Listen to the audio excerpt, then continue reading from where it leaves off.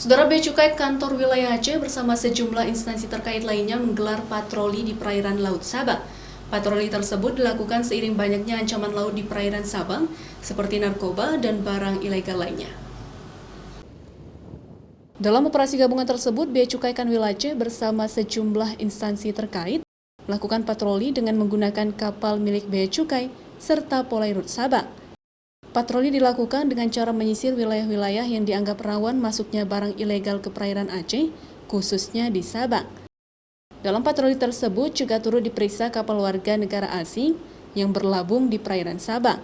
Pemeriksaan dilakukan terhadap barang bawaan serta kelengkapan dokumen warga negara asing tersebut. Selain itu, operasi bersama ini juga dilakukan untuk pengawasan penyelundupan barang ilegal seperti rokok, bawang, barang elektronik, serta narkoba oleh oknum yang memanfaatkan kelengahan petugas.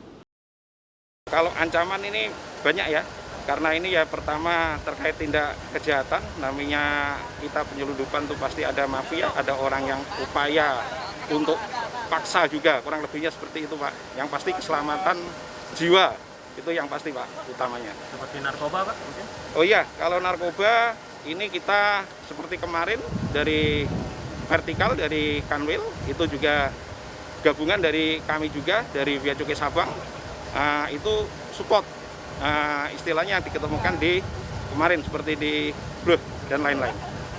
Perairan Aceh sendiri saat ini masih menjadi salah satu wilayah yang sering dimanfaatkan oleh oknum untuk penyelundupan barang ilegal. Pengawasan dan patroli akan terus dilakukan terutama di wilayah-wilayah rawan, seperti jalur-jalur tikus masuknya barang keluar Aceh, baik di wilayah Sabang, Biren, Aceh Utara, hingga Aceh Timur. Syahril, Kompas TV, Sabang.